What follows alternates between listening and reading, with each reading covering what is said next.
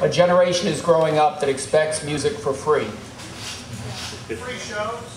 Free piracy, trading downloading songs, and then sharing them among friends. So there are many people who are not paying for it. They love it. Yeah. They love the bands. They might have the poster. My daughter might have a poster up in her bedroom, but did she pay for the music on her iPod?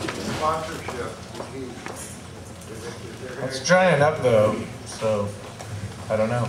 And you want some corporate sponsor controlling all that. I don't. Right, but I think the answer is, as many of you talked about, the product is more than just the music itself. It's experiential. It's browsing in the record store. It is seeing the band perform live. It's hearing the different sound from the live recording than from the recorded music.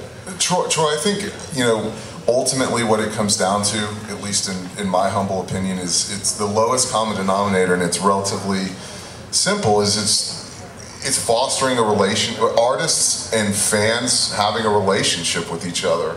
And you've got to foster that relationship, and you can foster that relationship by releasing music. You can foster that relationship by playing shows. And I think now more than ever, the barriers to entry for artists having the relationships with fans is changed more than ever. And I think that's what, as an artist, that you have an opportunity. It's a lot of hard work. You got to sow a lot of seeds, but that's what you ultimately have the ability to monetize. And I mean, I know if you go on Alex's website, they've got emails for each of the band members directly, and I know for a fact that they check those emails and they respond to those emails quickly.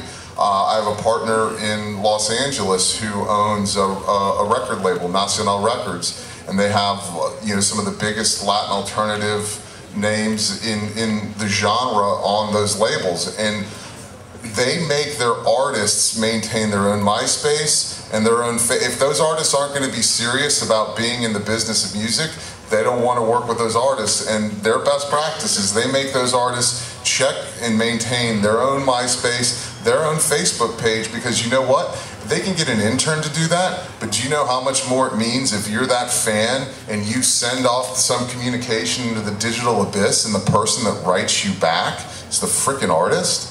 So I think that's really where we need to be focusing on, is developing and fostering that because no one needs to be in your way anymore of fostering, how big is your mailing list? How often are you talking to them without bothering them? And it's just, you never know when that little, one person that you're going to meet is going to tell 5 other people, who's going to tell 5 other people, who's going to email you back, and so on and so forth.